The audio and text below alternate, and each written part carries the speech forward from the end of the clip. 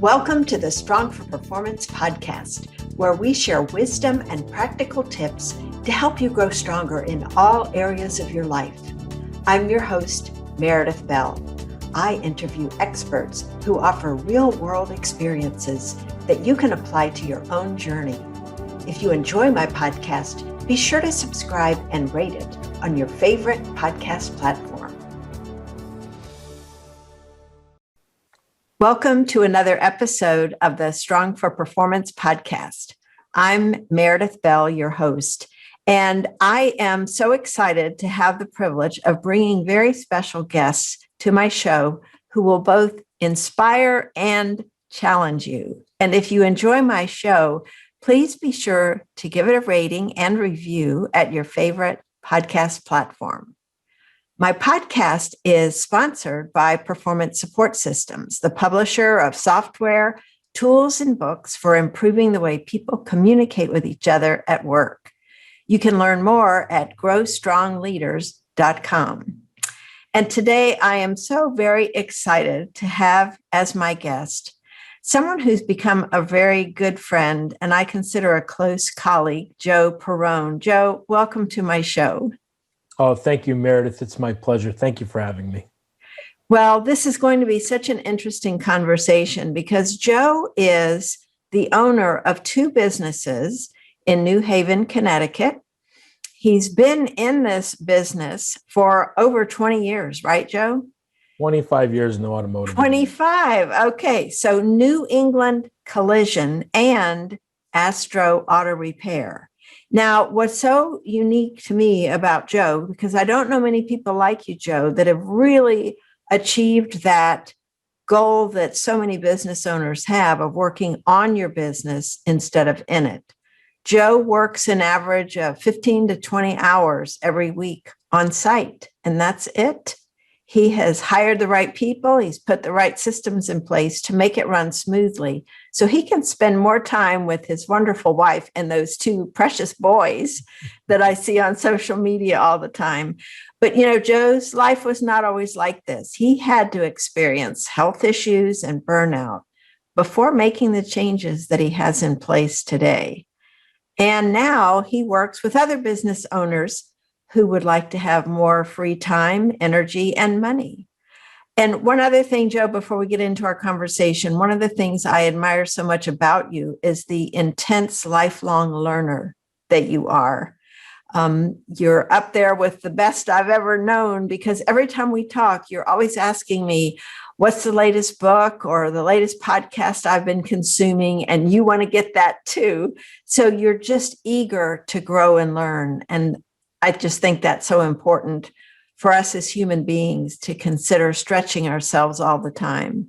So we're going to dive in to all of this. So let's start with taking us back some of those 25 years to how you got started in that business, became the owner, and then developed some of the challenges you faced that caused you to realize you had to make a change.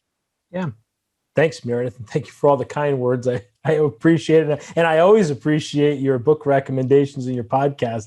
You have a wealth of great guests on your show as well. So it's always nice just going right back to your podcast. That's always a good start. So came from, working class parents, mom and dad, givers, and they're just very, my mom was always in the inner city community working for the church and giving back. And I grew up with that. And my dad was in the automotive industry himself. And my dad was the guy that would work, 9 to 5 in the regular business that he was, working for. But then he would take the local, neighbor's car and do their brakes on the side for him and help him out and all that good stuff. And, I just grew up around givers and, to this day, they're still givers and very, very much giving back. My parents went to Haiti years ago when they had the earthquakes and all that stuff. And they've been in Louisiana and Texas when there's been, they're always chasing a storm or something like that. And they've kind of mellowed out a little bit now, but that's where I grew up with, and that's who my parents were. And got into the automotive industry. My father kind of, when I took the job that I'm in, now I own the business, but when I took it way back when, he wasn't really thrilled about it. He wanted to see me go to college or see me go to school. But the thing was, I just didn't know what I wanted to do. And who knows at 18, right? What they want to do. And I had already been working in the automotive industry for a couple of years. And I don't think my dad was too thrilled about it. He's pretty happy about it now, but back then wasn't so happy. And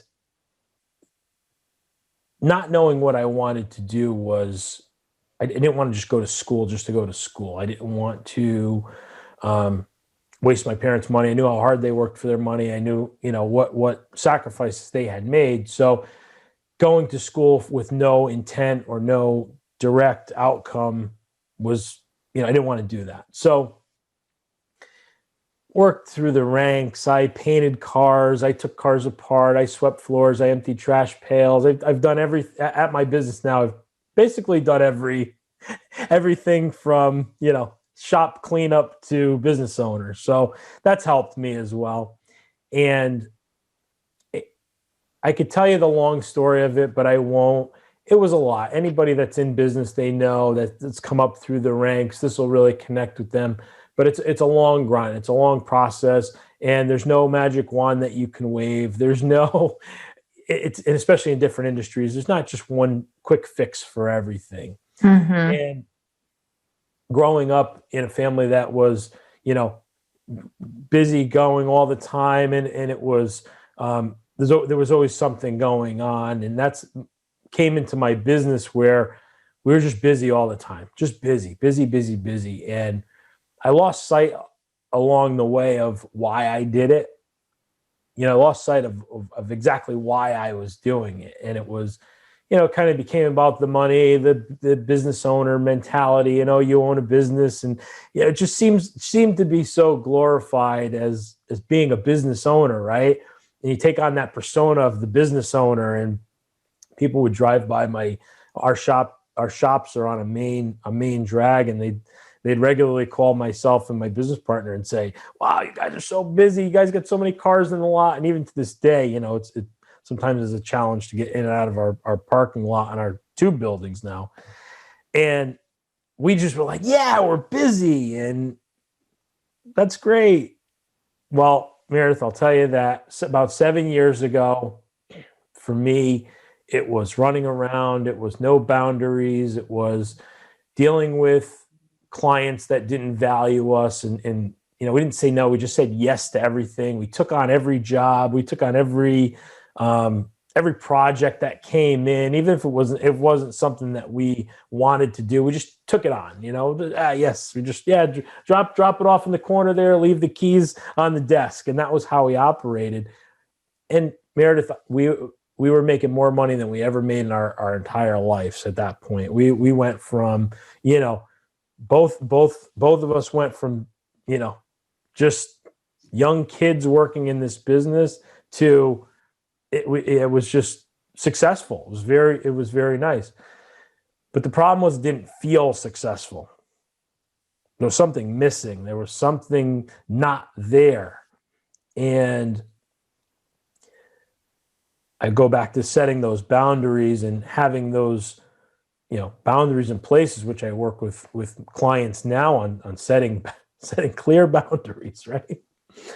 I didn't know what a boundary was, and I burned out. I finally burned out, had a panic attack one day in the middle of a work day, was dealing with so many things, and had my business partner rush me to the emergency room.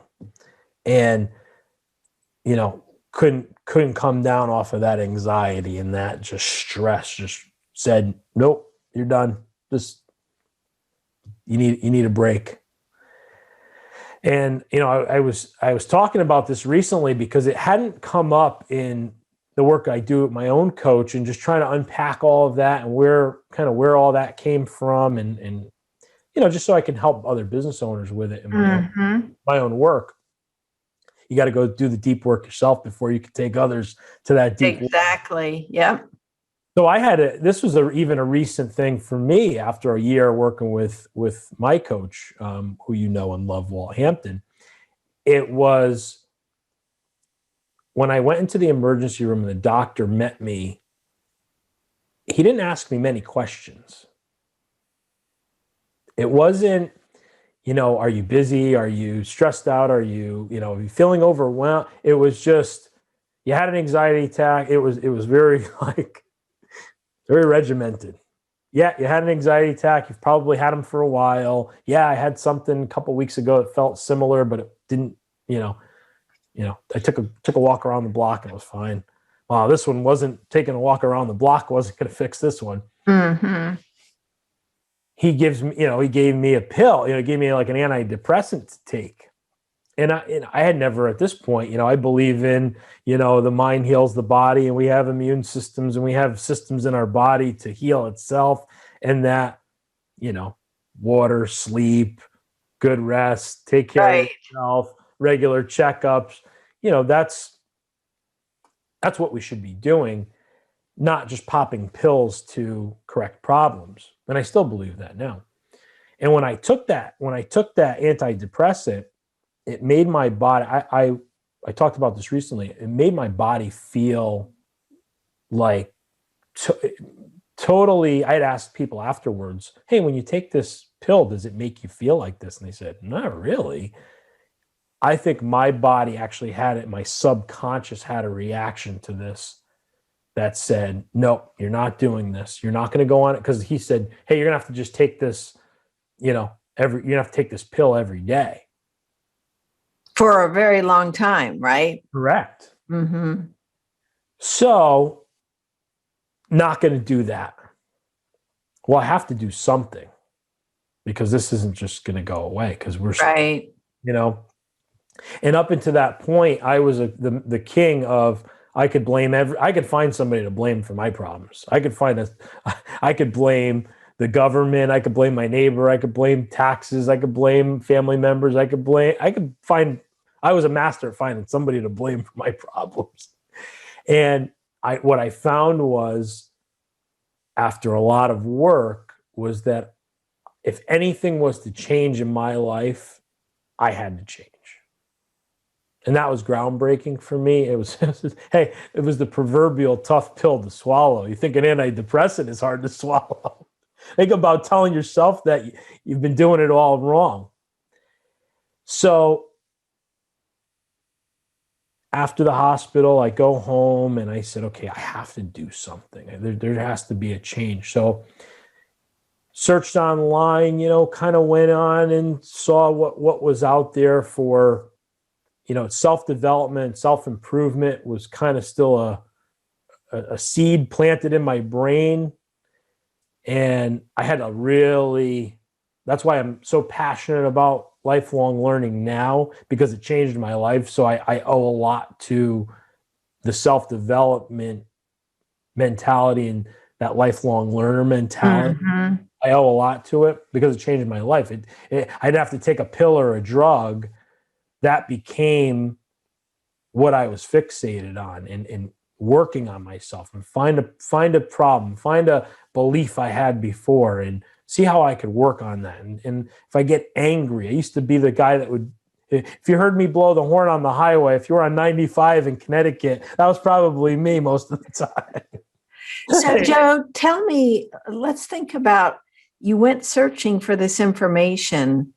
What is one aha that you got that really crystallized some things for you that allowed you to start making progress in other areas? Do you remember what that first one thing or insight was that you gained?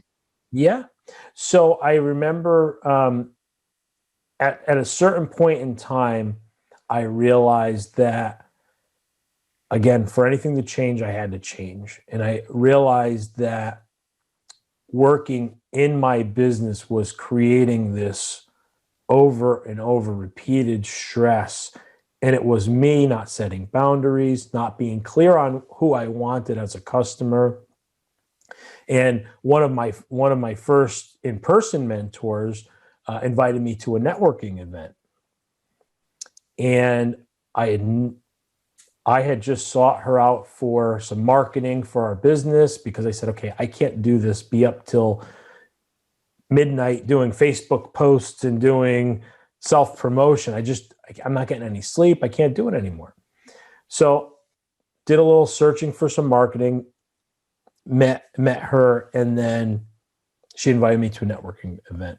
And that's one of the, those incremental things that change your life. That was one of the aha moments that changed my life. And I saw the value of having like-minded people and those business owners that were all working on their business, and they weren't in their business every week, and they were taking time to meet with other members and, flying with those eagles. And it was so very important. And I met, a couple people in that group that really helped me with my self-image and self-esteem. And those were other aha moments where I had always saw myself as the kid in the shop,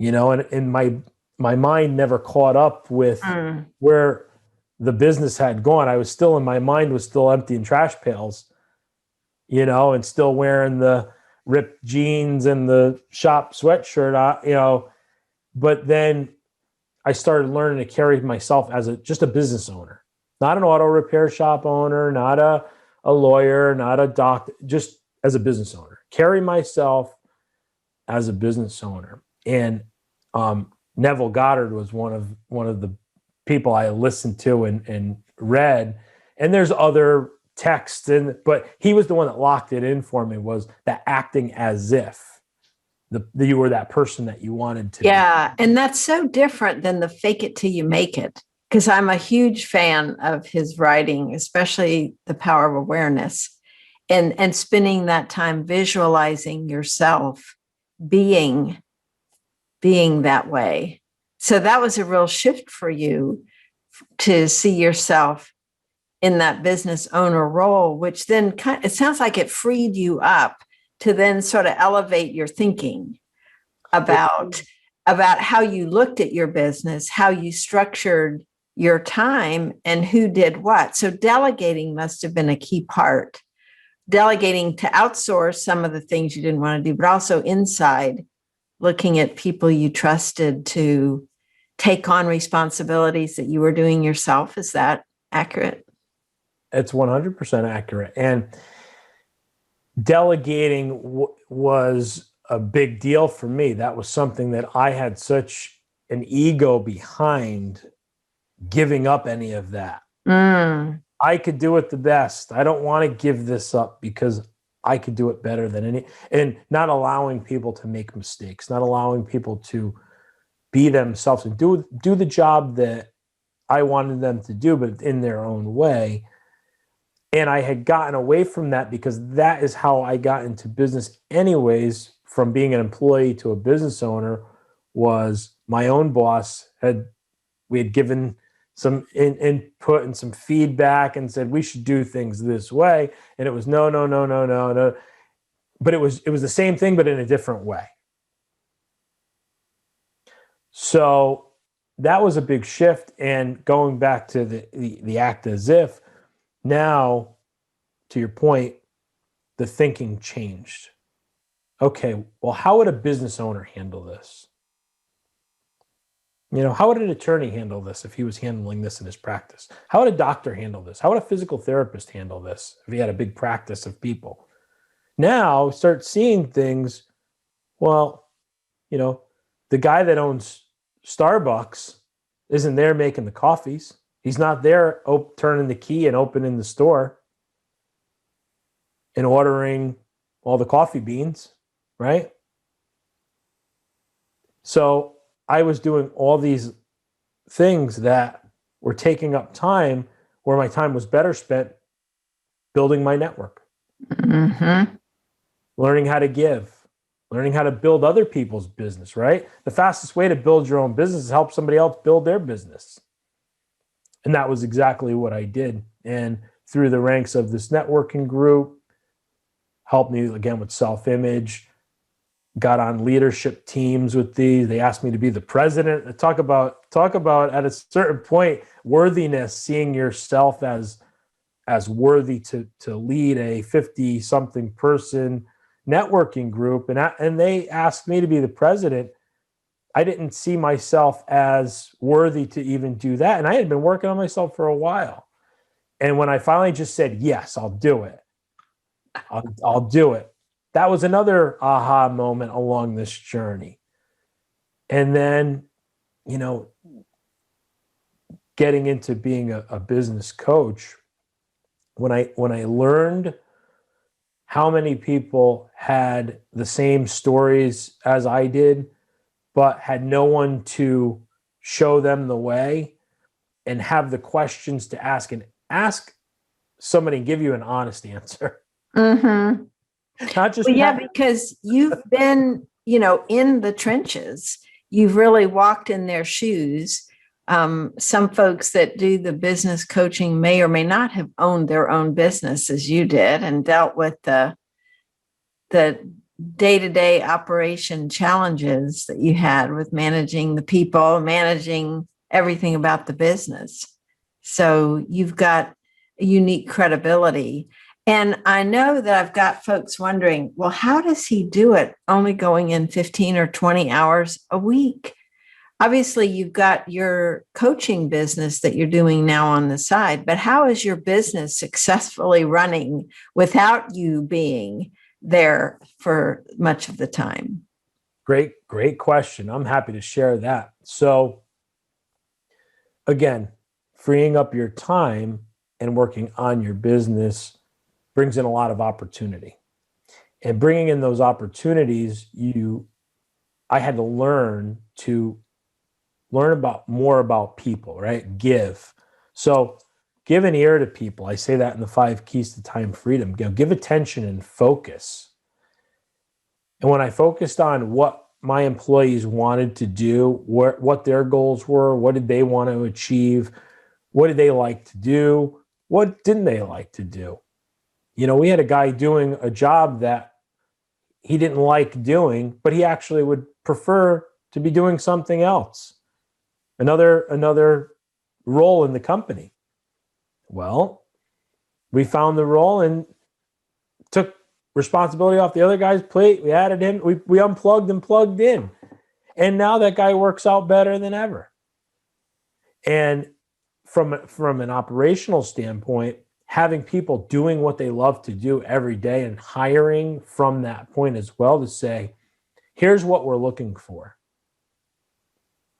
Do you like doing this job? This will be another aspect of your job. Do you enjoy doing that? And we keep clear-cut boundaries, again, going back to boundaries, for what their job is and isn't.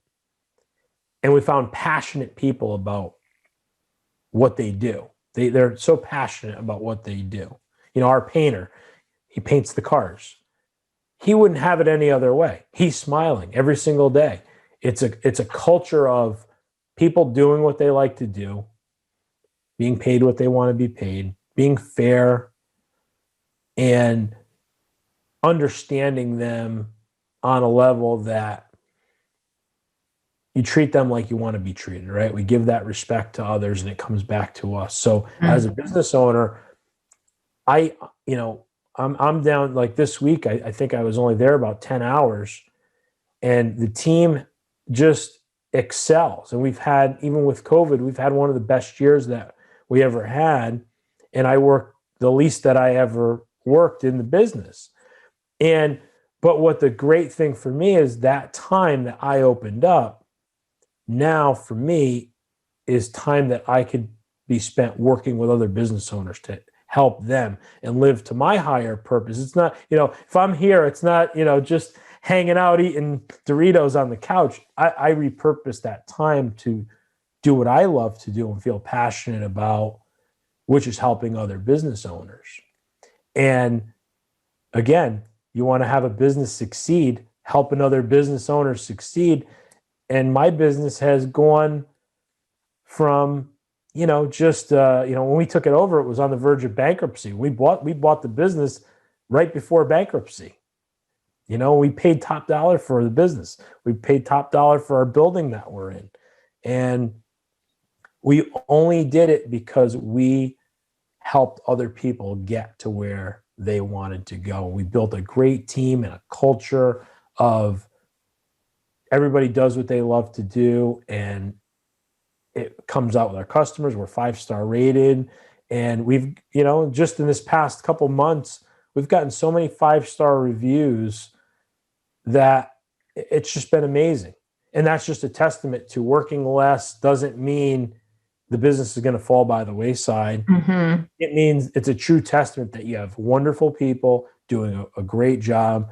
It shows up in the marketplace. People are willing to pay for our services, and we're not the cheapest shop on the block, but we provide a level of service that is really unmatched, and it's a personalized service.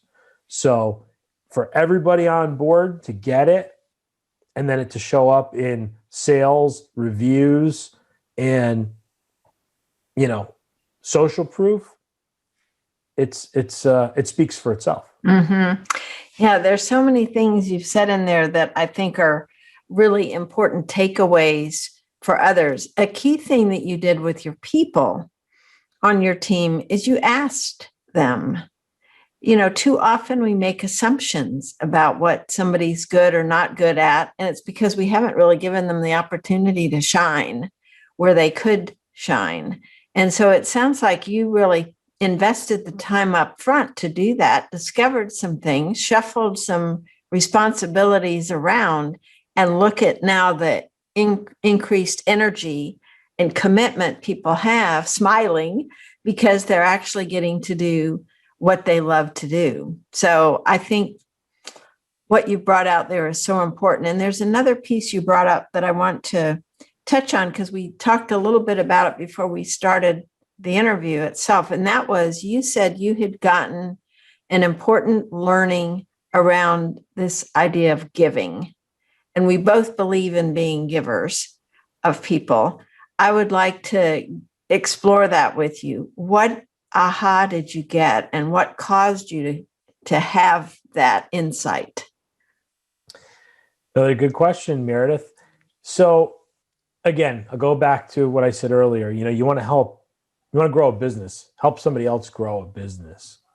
And along the way, I lost sight of that. And now it's even more important now in the coaching business and meeting new people where they're at and giving on every interaction that we're making online, whether it's a sales call, whether it's a post online, whether it's a response to somebody coming inbound into your world.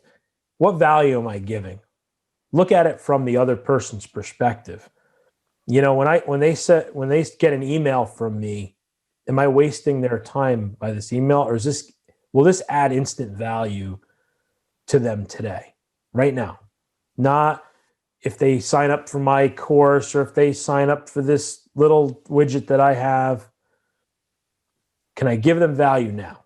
Can I demonstrate value in the first 3 to 5 seconds that they meet me? If I want them to click on that email, is it a valuable email? Did I take time to craft that email the right way so it will add value to that person opening it up on the other side? If I'm going to comment on social media, if I'm going to comment on LinkedIn, if I'm going to comment on Instagram, if I'm going to post on Instagram, if I want responses back, if I want engagement, is what I'm posting worth engaging with? Are you asking me? I think it's great. I love what you're putting on. In fact, I would encourage people to connect with you because Joe is putting out amazing content. And what I love about it is you ask questions, you make suggestions, you get people engaged in it. And to me, you're offering good value every time. Yeah. And I want to show that the outcome is possible. I hate to use it, but if I could do it, anybody can do it. If I could earn time freedom, I believe that a majority of people could. And in a lot of my posts, I say it starts with one decision, and I'll tease out that one decision when they come into the world and download the 5 keys to time freedom that I offer, because you will get a lot of value from that. And that decision that you will make, that one decision that you will make, will be the most valuable decision that you will ever make. I know that deep down, and it's so important because we only go around one time. That's the bottom line. We get one chance at doing this. Today, at the end of the day, that's it. Tomorrow, that's it. So as we're living this, from the time we were born, we were given a gift. And what we do with that gift and how we live that time that we're given is so valuable to realize that, we were a 1 in 400 trillion shot to even be here. Mm-hmm. So I think it's adding value every day, giving what we can give to the other person and adding value to their lives and every connection that we make. And well, tell me a little bit about, because you've been a giver. And so what was it that has caused you to say, I want to elevate that even higher? I know you just talked about you want to give value, but what was the trigger that caused you to say, maybe what I'm doing isn't the best I could do? What was the gap there?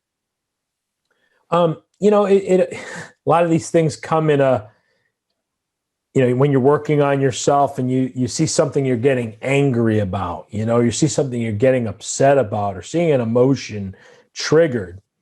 And it's difficult for your listeners, especially people that post online. It's difficult to sit there for an hour and craft a post and put together this wonderful post, and then to get one like, or to get no shares or no engagement on the post.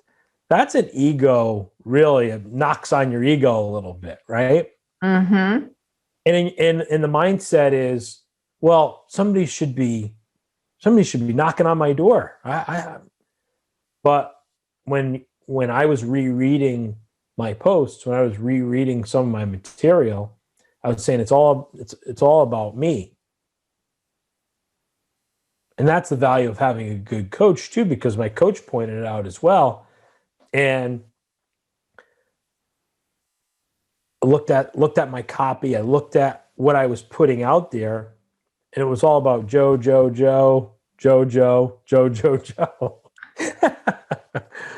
And when I dropped in as going back to act as if, let me act as if I was my prospective business owner that could help earn 20 hours a week in their schedule. Let me drop into their world. What can I give them today that would help them today, right? Mm-hmm. Not tomorrow, not next week, not next month. What's the value and the action that I can help them take today? So when I saw that, the aha moment for me was I was getting frustrated as I was posting, and engagement, traffic wasn't looking. I was testing different things. And when I finally looked at it, going back to, if you want anything to change, you have to change. So I found the change that I needed to make. It's powerful. Mm-hmm. Well, it is, because I think what you were looking at, it sounds like, is the results. You weren't getting the results you were hoping for. And so you've moved away from that mindset of, who can I blame for this? What's wrong with these people that they don't appreciate what I'm doing? And instead look within to say, what am I delivering here that's missing the mark? And I think that's so critical for all of us, because we can get so excited about something we decide to do, whether it's a marketing strategy or, whatever it is that we decide, let's do this. If we don't get the results we hope for, then we can get into that spiral of disappointment and expectations haven't been met and getting frustrated and negative emotions that don't serve us well. So now it sounds like you have a different attitude, a different approach, which is delivering value to folks. And I think that's a general principle that we can all take away for conversations that we have.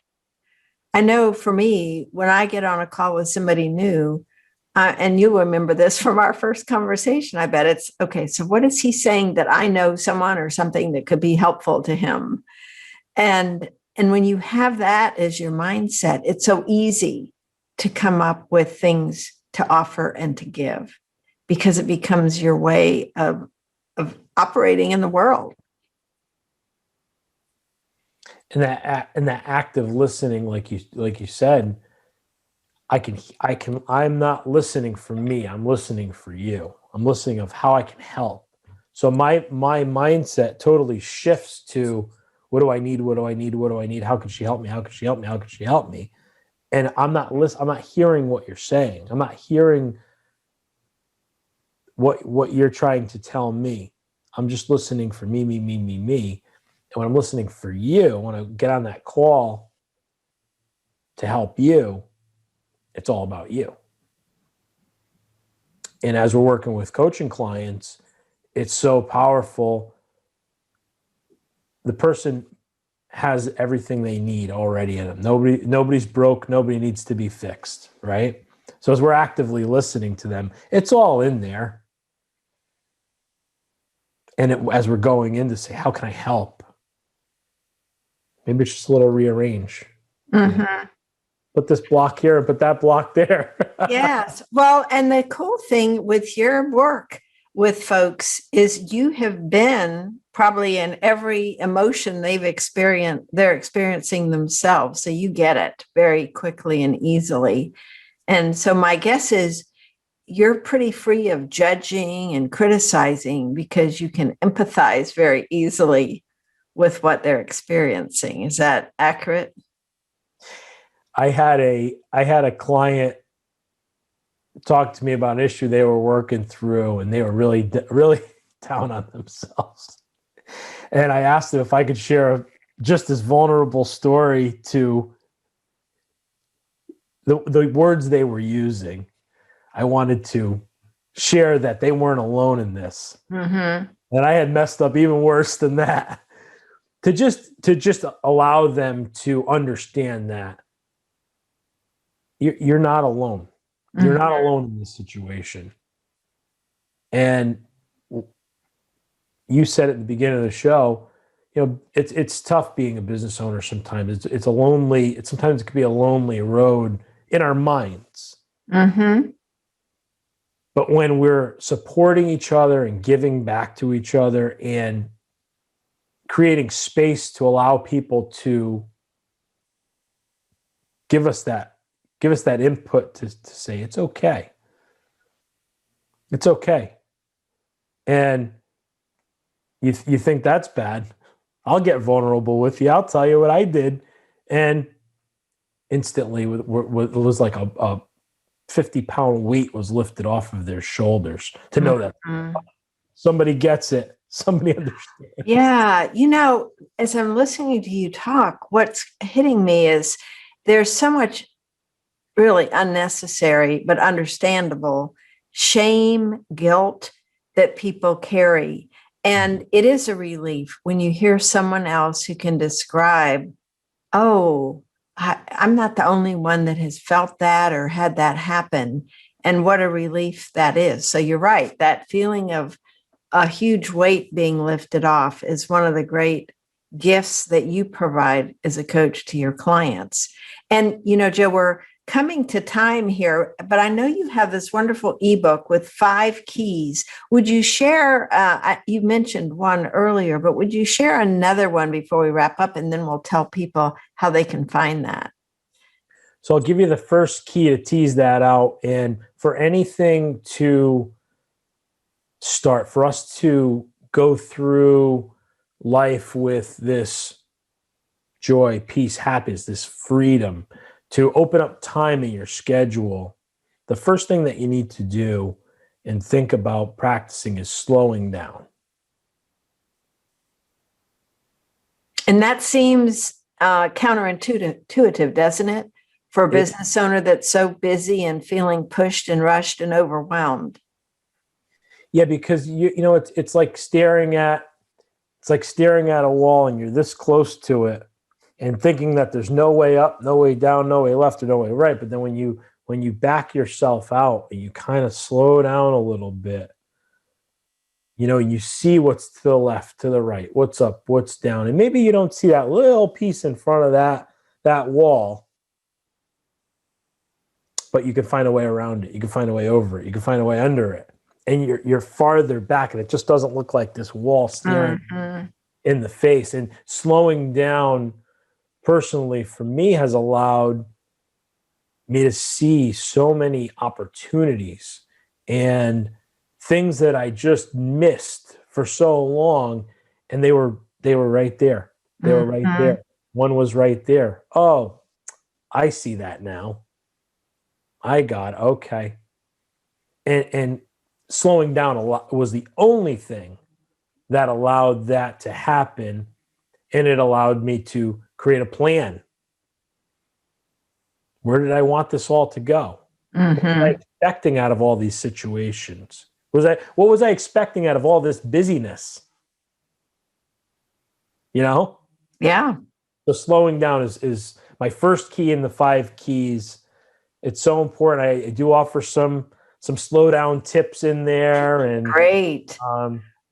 Well, I can hardly wait for people to get that, because the slowing down alone is a huge takeaway from this, because I have to remind myself of this all the time. It's like, oh, I've got all these things I need to do. Yes, but I've discovered the exact same thing you have.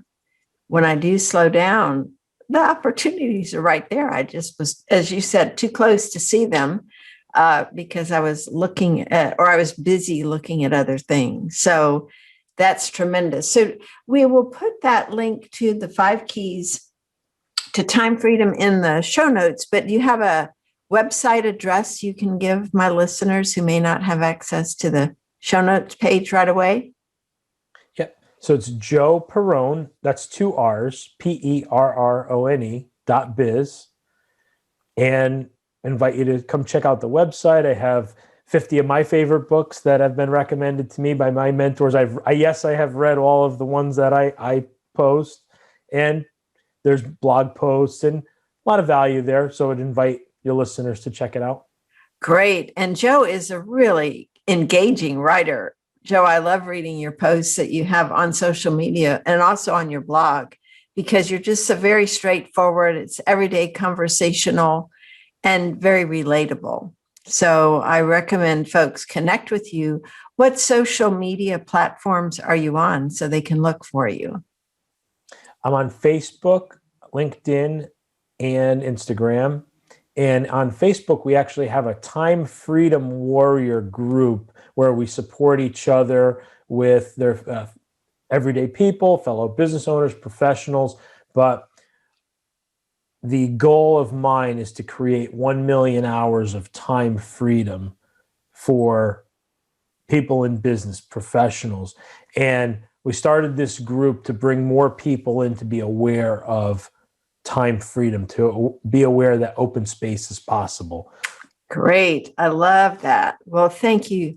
Joe, you've provided so much valuable information for my audience today. I want to thank you for your friendship and just for the wonderful work you're doing. And to me, you're such a role model for your clients, because you have your own coach and you are on a continuous journey of learning and growing and gaining new insights that then you can pass on to them as well. And I think that, to me, that positions you as a guide as opposed to a guru that's, sitting on high and telling people what to do. You're walking just a few steps ahead of them because you're on your own journey of growth. And I just love that.